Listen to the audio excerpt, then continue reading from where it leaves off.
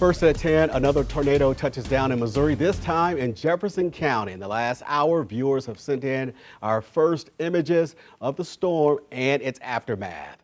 Thank you for joining us at 10. I'm Robert Townsend. The National Weather Service tells us they have received multiple reports of damage all around the area.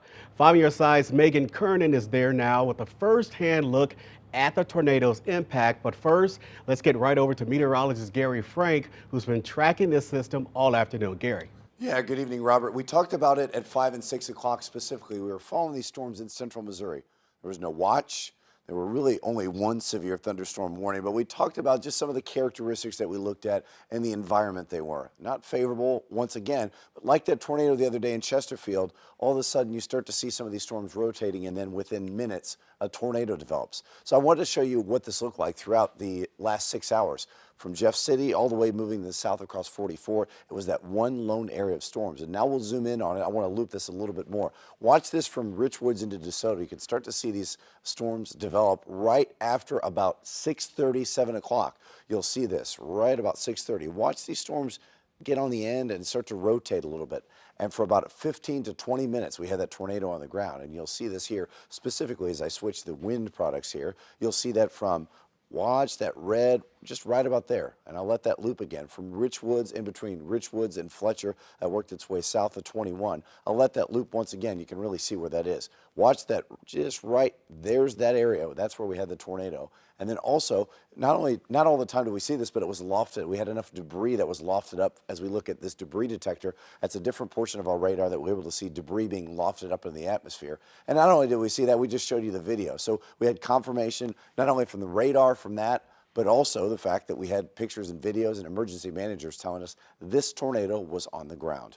What I can tell you now here at 10:02, things are quiet. Yes, it is raining everywhere, but it's been raining all day kind of. And this is not going to be severe. Our severe weather threat is over, but we continue to see a light to moderate rain. I do want to look at our severe threat for tomorrow. Once again, I know this is the last one of the next few days, but there is a category 2 of 5 from the Storm Prediction Center for half of us. And it has to do with the big picture being the fact that we have a cold front that's going to settle in. Now, that severe weather threat is different for some of us, and we'll talk about why not all of us will get storms, but it's something to pay attention to as we continue to track this. And finally, good news in sight.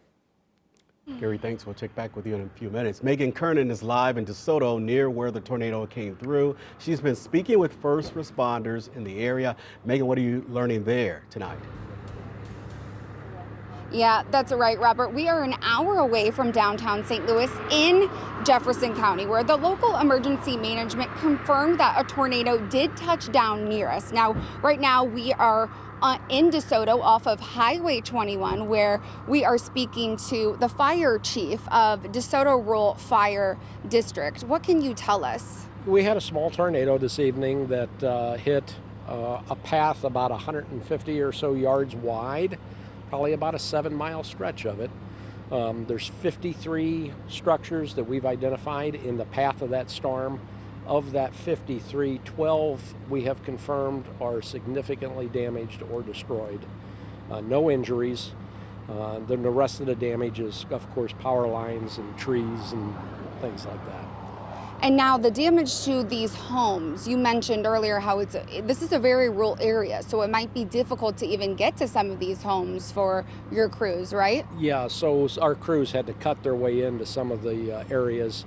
The area that you're in, we're about 4 miles south of the city limits of DeSoto, again in rural Jefferson County, and most of the areas out here are farms or large tract properties. So, you know, they're not right on the side of the road like you would have in a more metropolitan area. And a lot of the damage, are you seeing just on 2 streets?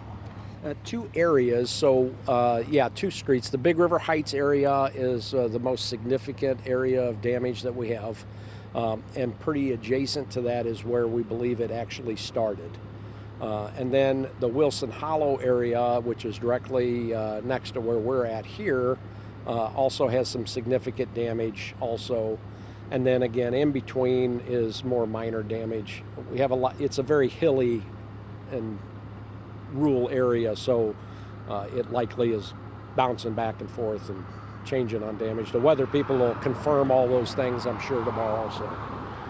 Has it been difficult at all to get all of your crews out, or are you mostly seeing just minor damage around besides the, homes that are substantial damage or destroyed? Yeah, we didn't have any significant issues other than the initial of clearing some roads to actually get through. And obviously, it takes a little bit of time to do that because you're also trying to monitor power lines so we don't, electrocute ourselves while we're trying to do that. So Ameren's in the area. We had Highway Patrol here. We had the Park Ranger from the Washington State Park, which is only 2.5 miles from where we're at, participating. I had several mutual aid fire districts from our area in Jefferson County, and Potosi from Washington County here, and Valley Ambulance. Everybody comes together and away we go. All right, thank you, Chief. Okay.